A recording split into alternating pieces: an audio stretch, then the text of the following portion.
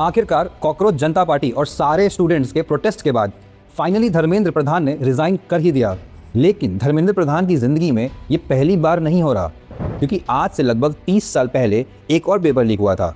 1997 में उड़ीसा में एक गवर्नमेंट एग्जाम का पेपर लीक हो जाता है और उस वक्त एक यंग स्टूडेंट लीडर करीब 1500 स्टूडेंट के साथ सेक्रेटरीट एरिया के बाहर धरने पर बैठ जाता है। एज पर रिपोर्ट्स, पुलिस की लाठी चार्ज में उस यंग लीडर की हड्डियां तक टूट जाती है और वो यंग लीडर और कोई नहीं, हमारे प्यारे धर्मेंद्र प्रधान जी ही थे। इनफैक्ट इसी प्रोटेस्ट के बाद वो लाइमलाइट में आ जाते हैं। पहले एमएलए बनते हैं, फिर एमपी और फिर 2021 में बीजेपी उन्हें इंडिया का एजुकेशन मिनिस्टर बना देता है। अब आप आयरनी देखो, जो इंसान एक वक्त इन्हीं स्टूडेंट्स के लिए पेपर लीक के खिलाफ सिस्टम से लड़ रहा था, आज सिस्टम का हिस्सा बनते ही खुद उसी कटघरे में खड़ा है। अब दूसरी तरफ है हमारे सोनम वांगचुक जी। लद्दाख में बेसिक स्कूलिंग के बाद जब वो अपनी हायर स्टडीज़ के लिए कश्मीर गए तो उन्हें ये रियलाइज़ हुआ कि लद्दाख में ना तो प्रॉपर स्कूल है और लोकल लैंग्वेज इशू के कारण ऑलमोस्ट सारे लद्दाख के बच्चों को पढ़ाई में प्रॉब्लम होती है। यहाँ तक कि स्कूलों में पढ़ाई का मीडियम और करिकुलम दोनों ही लद्दाखी स्टूडेंट्स के हिसाब से ही नहीं था। अब किताबों में राइस फार्मिंग, काऊ और बुफेलो होते थे, जबकि उनकी असली दुनिया में याक, शीप, बर्फ और पहाड़ थे। उस वक्त लद्दाख में क्लास 10 का पास परसेंटेज सिर्फ 5% के आसपास था और इसीलिए कश्मीर से अपनी इंजीनियरिंग खत्म करके वो वापस लद्दाख आ जाते हैं और अपना खुद का एक ऑल्टरनेटिव स्कूल शुरू करते हैं, सेकमॉल।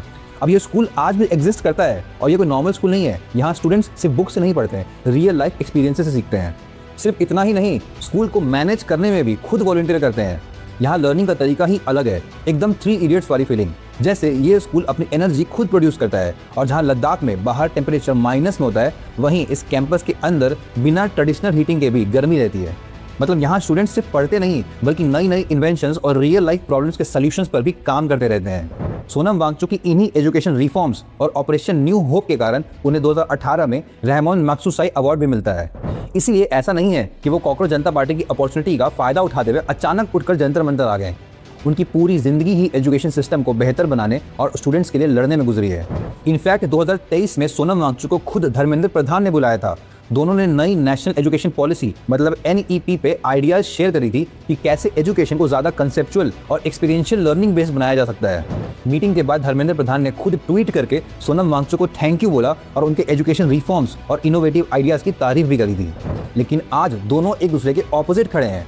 अब आपको क्या लगता है सोनम वांगचुक और धर्मेंद्र प्रधान की इस स्टोरी पे? कमेंट में बताओ और ऐसे ही अमेजिंग इन्फॉर्मेशन के लिए मुझे फॉलो करो और चैनल को सब्सक्राइब करो।